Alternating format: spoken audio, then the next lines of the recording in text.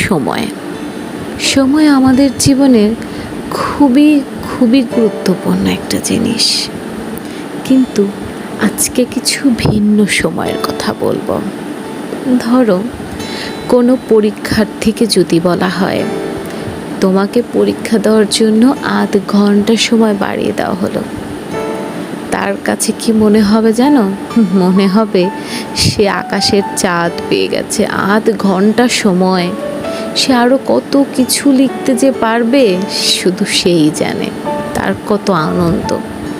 বা ধরো কোনো ক্যান্সারের রোগী, সে জানে সে আর বেশি দিন বাঁচবে না, কিন্তু হঠাৎ করে ডাক্তার তাকে বলল যে আপনার হয়তোবা আরও কিছু বেশি দিন বাঁচবেন। সেই মানুষটাকে জিজ্ঞাসা করো সময়ের গুরুত্বটা, তার পরিবারের কাছে জিজ্ঞাসা করো যে তার আপন প্রিয় মানুষ আরও কিছুদিন বেশি বাঁচবেন, তার কাছে কতটা আনন্দ সময় সেটা। এখন একটু অন্য সময়ের কথা বলি। ধরো তোমার অফিসের শুরুর টাইম হচ্ছে 9:30, কিন্তু তুমি রাস্তায় এখন আটকা পড়ে আছো। তুমি অনেক কষ্ট করে রাস্তা পার হয়ে যাচ্ছ, এদিক গাড়ি সেদিক গাড়ি, তাও তুমি কষ্ট করে যাচ্ছ। কারণ কি তুমি দেরি করে গেলে অফিসের বস তোমাকে বকা দেবে, তোমার চাকরিও চলে যেতে পারে।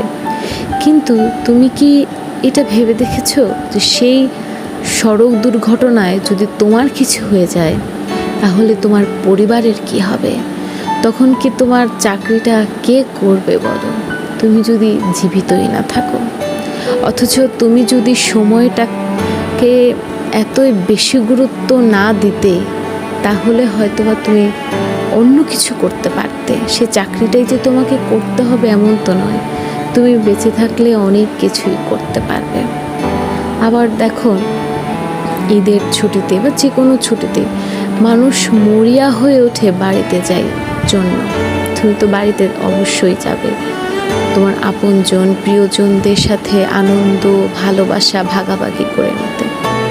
মানুষ এত হই হই করে যেতে চায়, এত ভিড়, এত কিছু পার করে। মানুষ এটা ভাবে না যদি তার কিছু হয়ে যায় তাহলে আনন্দ ভাগাভাগির বদলে তার পরিবারের দুঃখ নেমে আসবে, যন্ত্রণা নেমে আসবে, তখন তার কী হবে? সে সুস্থভাবে না গিয়ে তখন যাবে লাশ হয়ে। সে প্রথম ট্রেনটাতে না গিয়ে সে যদি পরের ট্রেনটাতে যায় তাহলে কি খুব বেশি ক্ষতি হয়ে যাবে? না, কোনো ক্ষতি হবে না। কিন্তু